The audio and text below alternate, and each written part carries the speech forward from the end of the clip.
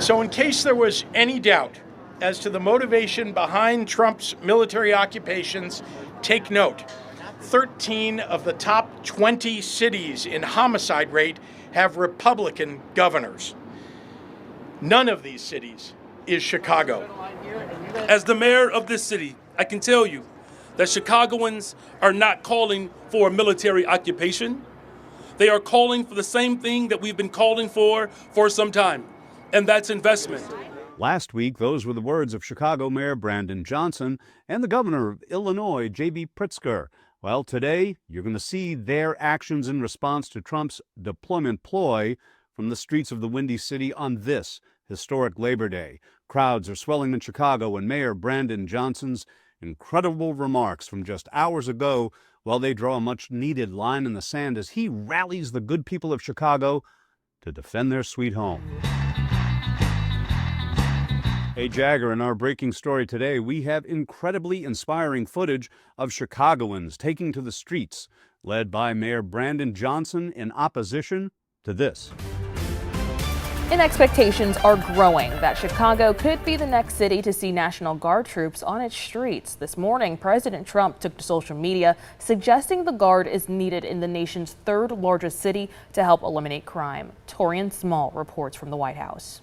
With the summer unofficially ending, They're invading American cities. President Trump's battle with Democratic leaders is heating up. Bringing troops into a city and a state that don't want those troops, they're crossing a line that hasn't been crossed in my entire lifetime. After deploying National Guard troops in D.C., the president praised the city's mayor on social media Monday for, quote, working with him and bringing crime down to virtually nothing, urging officials in Chicago and other cities to do the same. They need someone to help them get the dangerous criminals off their streets. On Sunday, Department of Homeland Security Secretary Kristi Noem confirmed the Trump administration's plans to expand immigration enforcement in Chicago as soon as this week.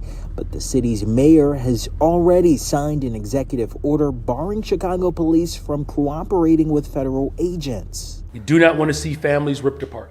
At a big rally in Chicago earlier today, Brandon Johnson, the mayor, did not back down, did not mince words, and he drew a definite line of demarcation across the city of Big Shoulders in response to this from yesterday. It's coming up on the other side. For his part, the president golfed while sounding off in a flurry of social media posts on several topics.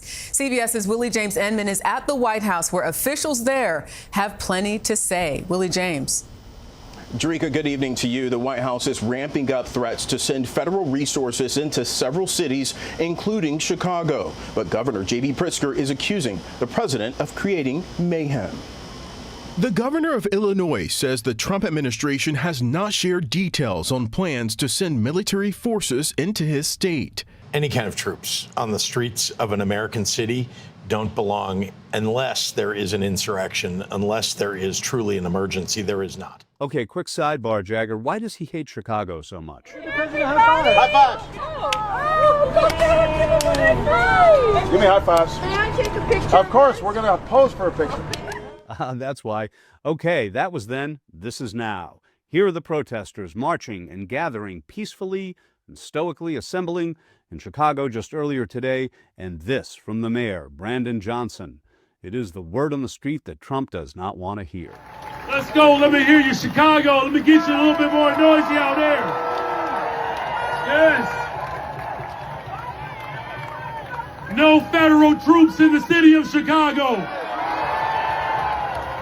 No militarized force in the city of Chicago. We're going to defend our democracy in the city of Chicago.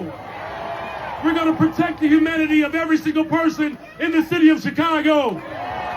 And we got the baddest freaking labor movement in the city of Chicago, birthed right here.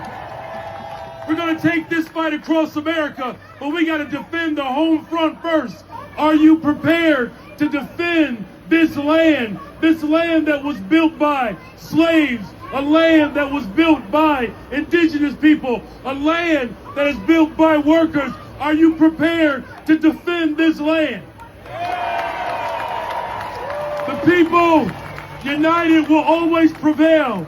I need you all to stand firm, to stand strong, If this president decides to continue to break this Constitution, it's going to be the labor movement that stitches it back together. The labor movement that brings black folks, white folks, Asians. It brings brown folks together. This is the city that said keep hope alive.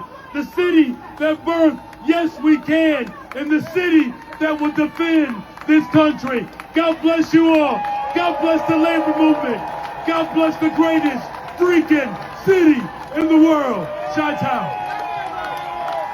As fascism sweeps across the United States under the guise of a new America, let's remind the brown shirts that now wear red ties, this is not Chicago's only favorite son.